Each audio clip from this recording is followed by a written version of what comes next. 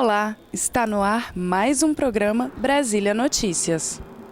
Na sexta-feira, 12 de julho, mais de 10 mil estudantes e trabalhadores de sindicatos de diversas categorias participaram em Brasília de mais um ato na Esplanada dos Ministérios contra a reforma da Previdência em defesa da educação pública e de qualidade superior no Brasil e também em defesa do emprego. E essa marcha fez parte do 57º Congresso da União Nacional dos Estudantes. E esse congresso tinha um slogan que dizia o seguinte: não podem matar nosso futuro, queremos educação, emprego e aposentadoria. Fique agora com as principais cenas da manifestação, gritos de guerra no meio dessa manifestação e também com os recados da Rosilene Correia, que é diretora do Simpro, e também da CNTE, Confederação Nacional dos Trabalhadores em Educação, e também com o deputado federal Assis Carvalho, do PT do Piauí, e com a atriz Maria Garcia, aqui de Brasília. Bom dia, juventude! Em nome da CSP com Lutas, nós queremos, em primeiro lugar, saudar o exercício ativo da Aliança Operária Estudantil, o exercício prático do direito à nossa liberdade democrática, de vir até aqui defender unitariamente 3 pautas importantes: a luta contra os cortes na educação, a luta em defesa da aposentadoria, contra essa reforma da Previdência e a luta pela geração de emprego. E hoje nós estamos aqui mais uma vez na Esplanada com essa juventude brasileira que está mostrando a sua capacidade de organização, de força, e é com essa garra aqui que certamente nós venceremos. Nós não permitiremos que o Brasil continue sofrendo tantos retrocessos, tantos ataques, especialmente a educação pública, que é isso que faz toda a diferença para a nossa sociedade. Mas essa meninada aqui nas ruas, mais uma vez, nos enche de esperança e de mais força para continuarmos na luta. Estou aqui na caminhada dos estudantes, rumo ao Congresso, trazendo o meu apoio, a minha solidariedade e o meu protesto contra este absurdo que esse governo atrasado está fazendo com a educação do meu país, maltratando a universidade, maltratando todos os níveis de educação para tirar dinheiro e comprar parlamentares para votar esta proposta atrasada.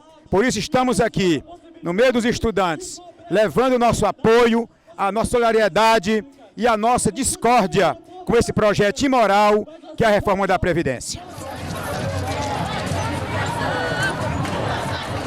Quem defende a educação, Lula sai do chão! Quem defende a educação...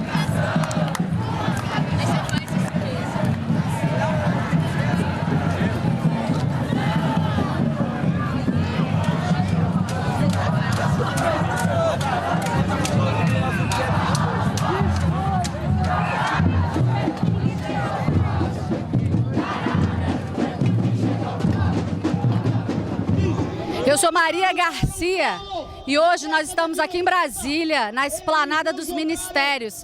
Hoje é dia 12 de julho, dia de lutar contra a reforma da Previdência. Hoje é dia 12 de julho, dia de lutar a favor da educação. E estamos todos com os estudantes, com os trabalhadores, que os estudantes vieram de todo o Brasil para o CONUNE, o Congresso Nacional da UNE, da União Nacional dos Estudantes. Estamos ocupando a rua que é o lugar do povo. E nós não vamos desistir. Nós vamos a favor de um Brasil, dos direitos humanos, pela educação, pelos nossos direitos. É a TV Comunitária de Brasília, é a TV Comunitária do Brasil.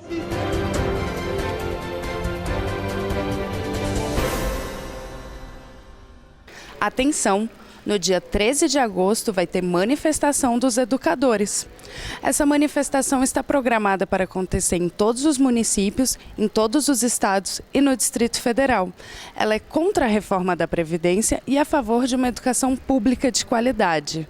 A nova marcha da defesa da educação em Brasília será bem maior.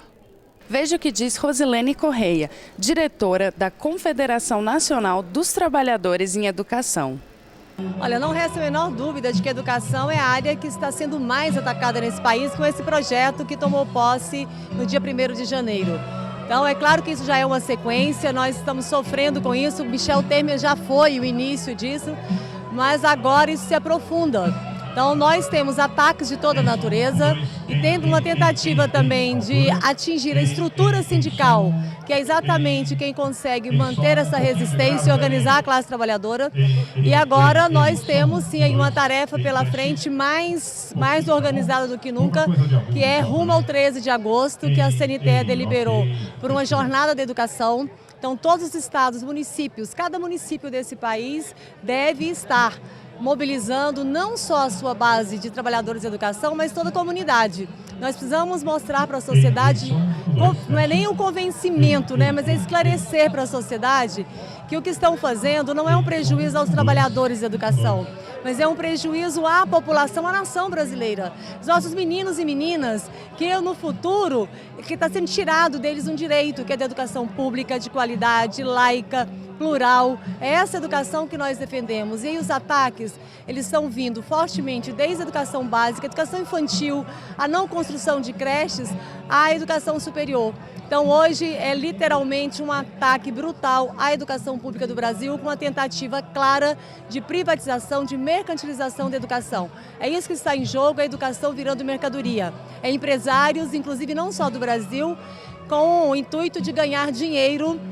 E dessa forma você mantém o povo brasileiro numa condição social cada vez de maior desvantagem. Então nós jamais combateremos a injustiça social no Brasil sem investimento na educação. E hoje o que a gente está assistindo é exatamente o inverso disso. E esse seu recado vale para o Brasil inteiro, tendo visto que esse canal pega do Acre, Rio Grande do Sul, São Paulo, os canais 28 na Sky e na Oi TV. Exatamente. Nós temos ainda hoje municípios e estados que não cumprem nem com a lei do piso, que é aquele mínimo que nós conseguimos no governo Lula, mas mesmo assim a grande maioria ainda faz uma maquiagem que é para disfarçar, para enganar de que estão cumprindo com essa lei, mas nem isso ainda é cumprido, ou seja, nós estamos falando de uma realidade de professores nesse país com a jornada de 40 horas que tem um salário em torno de R$ 2.500. E é esse salário aí que eles ainda estão atacando a aposentadoria, impondo a nós trabalhar muito mais tempo, muito mais anos, sem melhorar as condições de trabalho, inclusive. É você comprometer não só a saúde do trabalhador ou trabalhadora da educação, mas também, como eu disse, de comprometer a qualidade daquilo que é direito dos alunos receberem. Vem aí a Marcha das Margaridas com mais de 100 mil mulheres na esplanada dos ministérios nos dias 13 e 14 de agosto. Marcha das Margaridas acontece de 4 em 4 anos e é uma homenagem a Margarida Alves, uma líder sindical assassinada pela luta pela terra, pela reforma agrária e pela agricultura familiar. E a 6ª edição da Marcha das Margaridas é organizada pela CONTAG, Confederação Nacional dos Trabalhadores Rurais, Agricultoras e Agricultores Familiares. Veja o que diz a atriz Letícia Sabatella. As mulheres do Brasil estão em marcha. De todos os cantos do país, trabalhadoras do campo, das florestas e das águas estão a caminho de Brasília. Elas são a base do movimento em defesa da democracia e da soberania nacional. Com seus chapéus de palha, sua força e coragem, elas resistem pelo nosso direito à terra, água, agroecologia. Desde o ano 2000, a cada 4 anos, camponesas de todos os estados marcham inspiradas pela história de Margarida Maria Alves, liderança assassinada por defender os direitos de trabalhadoras e trabalhadores rurais. A Marcha das Margaridas é a maior ação de mulheres da América Latina e leva à capital federal as propostas e os quereres de quem produz comida sem veneno para a nossa população. Elas estão chamando você para participar dessa luta que une muitas bandeiras em um só movimento. É pela vida das mulheres. Somos uma potência agroambiental graças a milhões de margaridas que produzem alimentos saudáveis para as nossas cidades, garantindo a soberania alimentar e a preservação de nossas sementes crioulas, dos ecossistemas e da biodiversidade. Em 2019, elas vão mais uma vez ao centro do poder, para serem vistas e para propor políticas públicas que atendam melhor às demandas de agricultores e agricultoras familiares de todo o país. Continuaremos denunciando os ataques que a população brasileira, em especial as mulheres, vem sofrendo. Nós não vamos nos calar. Elas se encontram para resistir aos retrocessos sociais, exigir o fim do racismo e da violência contra as mulheres, defender os direitos humanos e o meio ambiente. Mulheres de todo o Brasil, venham marchar com a gente nos dias 13 e 14 de agosto em Brasília. Seremos milhares levando a sua voz. Nos ajude a fazer a nossa marcha mais forte, segura e com a paz que todas nós merecemos. Eu gostaria de dizer para você que a cada R$100 arrecadados, a gente pode contribuir com a participação de até 3 margaridas. Olha, Brasília está florida, é o querer das margaridas. Somos todas margaridas! Apoie a campanha da Marcha das Margaridas 2019. Os recursos vão permitir que mais margaridas se reúnam e ajudar a ecoar sua voz por todo o Brasil. Você também é parte dessa luta. Compareça e fortaleça. É tudo ou nada. Contamos com você para atingir a meta mínima. Escolha sua recompensa ao lado.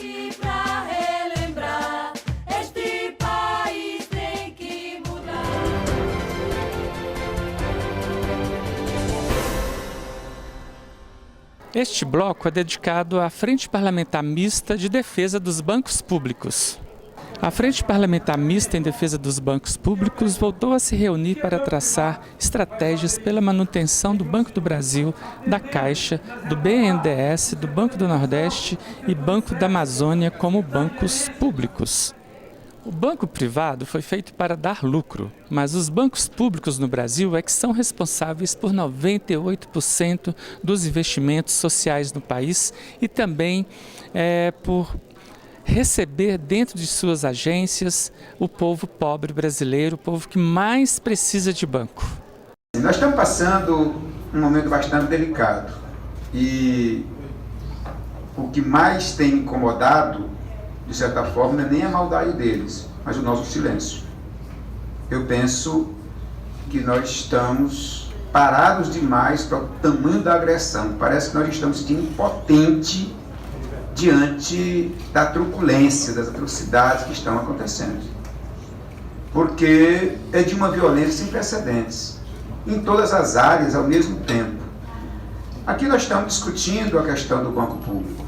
Nós sofremos essa situação ali por volta dos anos 90, uma agressão muito forte do modelo liberal de Henrique Cardoso, mas ali a gente tinha uma reação à altura, tanto que a gente segurou e conseguimos, graças a Deus, dar uma nova roupagem ao sistema dos bancos públicos a partir ali de 2003, e nós sabemos o papel fundamental que esses bancos tiveram para fazer tantas inclusões, tantos projetos ali, bem trabalhado pelo governo Lula e depois pelo presidente Dilma. A reforma da Previdência já foi aprovada aqui na Câmara dos Deputados no primeiro turno por 379 contra 131 votos. Ainda falta o segundo turno dessa votação, porque a Constituição exige que uma proposta de emenda constitucional tem que ser aprovada em 2 turnos. O segundo turno está previsto para 6 de agosto. Depois, essa PEC da reforma da Previdência vai para o Senado Federal. No Senado tem senador falando em 45 dias e tem senador falando em 2 meses.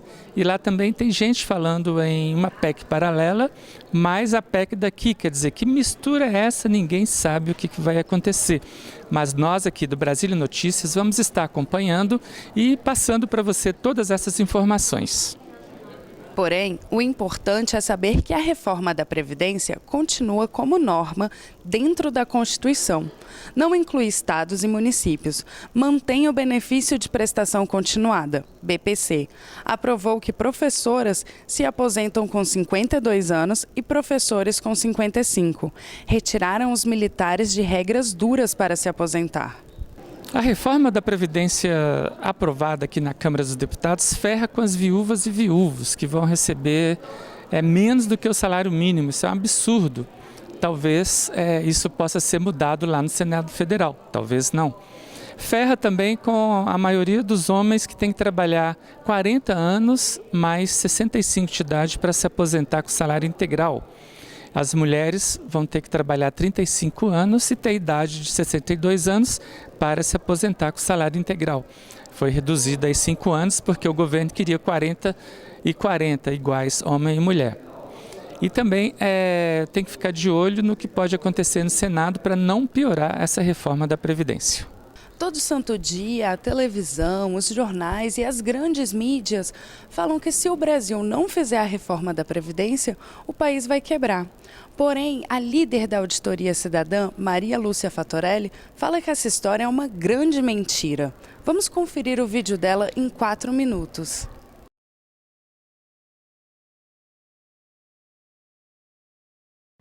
Todo santo dia, os grandes jornais, propagandas de TV, pregam que tem déficit na Previdência e que se não fizer essa reforma o Brasil quebra. Tentam de toda forma convencer a opinião pública da necessidade de aprovar a PEC número 6 de 2019, que prejudica todas as pessoas, a economia do país e as finanças públicas, mas representa imenso privilégio para os bancos, os únicos que vão ganhar e muito com a tal da capitalização. Quem fala em déficit da Previdência nunca leu os artigos 194 e 195 da Constituição e não conhece os dados. A Previdência está inserida na Seguridade Social, juntamente com assistência social e saúde, conforme está escrito no artigo 194 de nossa Constituição Federal. Essa proteção social é tão importante que os constituintes cuidaram de estabelecer fontes de receitas diversas, pagas por toda a sociedade, ou seja, empresas contribuem sobre o lucro e pagam parte patronal da contribuição para a folha de salários, o INSS. Trabalhadores contribuem sobre seus salários e toda a sociedade contribui por meio da contribuição embutida em tudo que adquire, a COFINS. Além dessas, há contribuições sobre venda de produção rural, importação de bens, receitas provenientes de jogos de loteria, PIS, PASEC e vários outros. Desde a aprovação da Constituição até 2015, inclusive, essas contribuições foram mais que suficientes para todas as despesas com previdência, assistência e saúde, e ainda sobraram dezenas de bilhões de reais todo ano.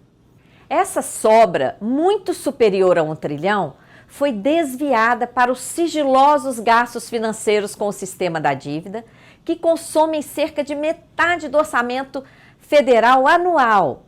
A sobra de recursos poderia ter sido ainda maior, mas o próprio governo liberou várias empresas de pagar suas contribuições e não cobra devidamente as dívidas de empresas e bancos. Além disso, o Banco Central errou feio na política monetária, produziu essa crise e derrubou o PIB. Caiu mais de 7%, levou empresas à falência, jogou milhões de pessoas no desemprego e as empresas fechadas não pagam tributos, desempregados também não. Por isso, em 2016, pela primeira vez, não houve sobra de recursos na Seguridade Social e o governo teve que completar com recursos do orçamento fiscal.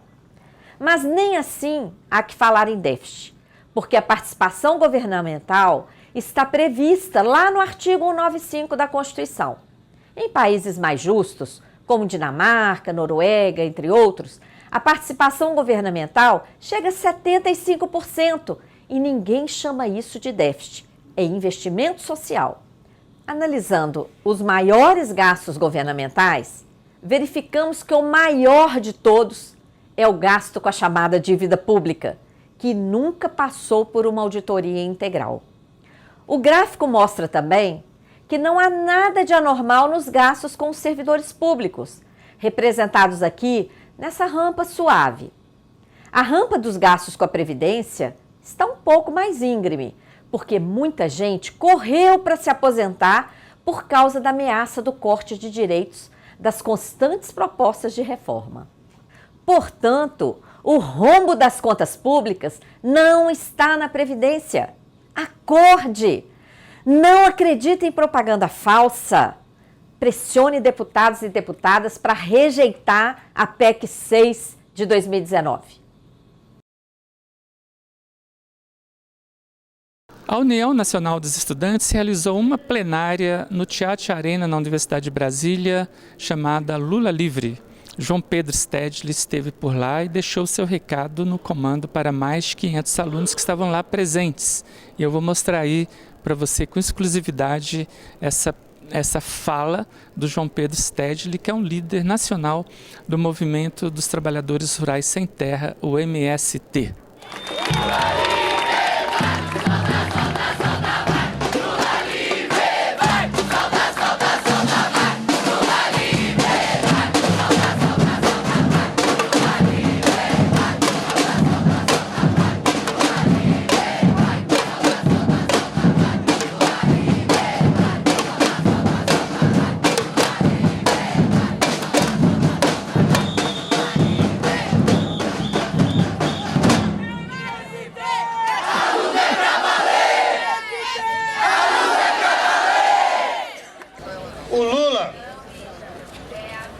Como a Gleice disse, é a síntese do povo brasileiro. E a direita sequestrou ele. Não é que ele está preso, ele está sequestrado. E, portanto, quem está lá em Curitiba é o povo brasileiro. Para eles poderem botar em curso o plano do capital internacional. Portanto, a libertação do Lula hoje está no centro da luta anticapitalista, anti-imperialista. Enquanto Lula estiver preso, a nossa simbologia da luta anti-imperialista também está presa. Porque eles vão poder continuar fazendo o que querem. Então, cada militante de esquerda, independente da filiação, da ideologia, ou até da interpretação que tenha do governo Lula, deve ter a consciência de que o papel principal para nós derrotarmos o imperialismo, derrotarmos o fascismo aqui no Brasil, a tarefa número 1 é libertar o Lula.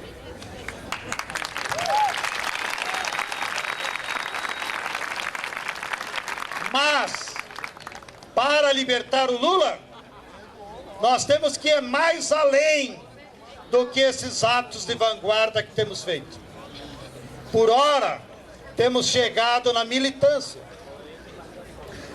Talvez o Festival Lula Livre do Rio e de São Paulo tenham sido os dois espaços onde, pela cultura, nós extrapolamos a militância e chegamos no povão. Também lá em Curitiba, repito, na vigília, o espaço que nós tivemos desenvolvido, que ultrapassou a militância que está em vigília, foi quando nós organizamos cultos ecumênicos ou com a participação ampla e interreligiosa. Porque isso fala também com o povão por outros canais.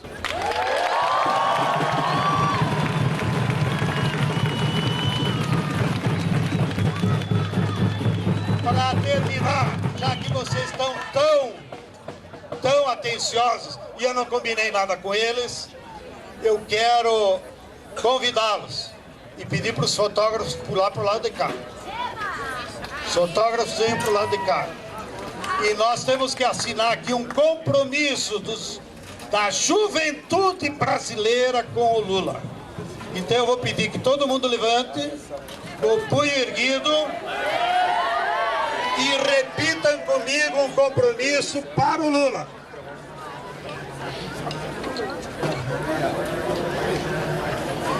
E a foto nós vamos mandar para ele segunda-feira pela Gleice no pendrive. Que até a Polícia Federal já sabe que nós mandamos pendrive. Então é público. Viu, Moro? Vai em pendrive. E abaixa as bandeiras, senão na foto não aparece os punhos erguidos. Companheiro Lula! Companheiro Lula! Eu, jovem brasileiro! Eu, jovem brasileiro! E a classe trabalhadora brasileira! E a classe trabalhadora brasileira! Me comprometo! Me comprometo! A não descansar um minuto! A não descansar um minuto! Enquanto não libertarmos de Curitiba! Enquanto não libertarmos de Curitiba! Lula livre! Lula livre! Lula livre! Lula livre!